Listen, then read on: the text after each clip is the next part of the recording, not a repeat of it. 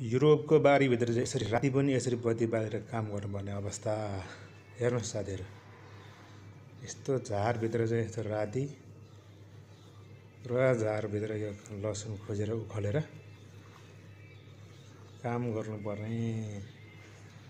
रातिको समयमा यस्तो जाडो पनि यस्तो होइन,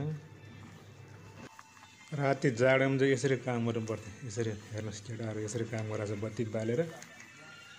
टनेल पनि ठ्याक्क काठमाडौँको टुँडखेल भन्दै लामो छ। यसरी गोराहरू पनि यसरी काम गरिरहेछ। त अँधेर उता भित्र पनि यसरी काम गरिरहेछ। त झारभित्र यसरी खोजी उखलेर केलाउनु पर्ने। त्यो छ युरोपको बारीभित्र नाइट ड्युटी। यस्तै छ, के गर्ने जिन्दगी। यस्तोमा असले झारभित्र चाहिँ यो लसुन खोजेर उखलेर सफा गर्नुपर्छ। हातै यहाँ यस्तो कालो कालो यस्तो हात भइसक्यो। यस्तो हात हेर बिजोग छ यार।